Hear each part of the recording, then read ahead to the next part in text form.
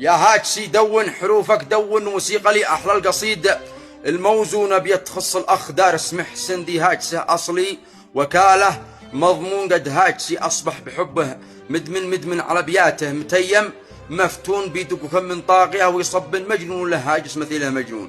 وكلموه الوقت هذا محزن ياكم وكم موهوب عايش مغبون ذي محتواه راقي وهو متفنن تلقاه عايش في بلاده مدفون. والبعض تلقاه محتواهم هين من دون تعب يوصل حسابه مليون قد طلعوا مشهور واكبر معلن. والشخص ذي موهوب حارب مديون ما عاد لنا مقدار وسط الموطن.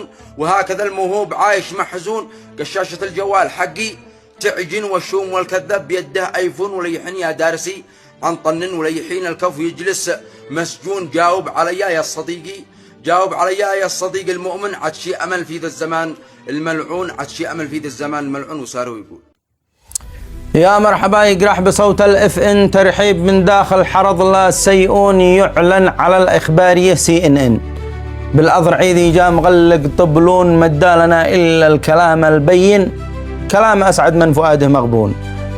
ما المحتوى؟ فالمحتوى متلون، اشك ان الراس حقه مسكون، موهوب مبدع محترف متمكن معلن ممثل شخص عاقل مجنون خرج لنا 25 معدن والله يعلم ايش عاد في المخزون.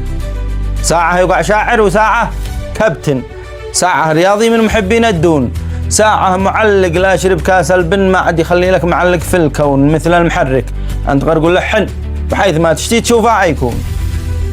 اما عن الشهرة بهذا الموطن ما تصبر الا بعد دفع العربون، بدون نثرة شهرتك لا يمكن، لو قد وصل شعرك لرنده شمعون ما يشتهر مبدع على ما نظن إلا متى ما أصبح بقبره مدفون.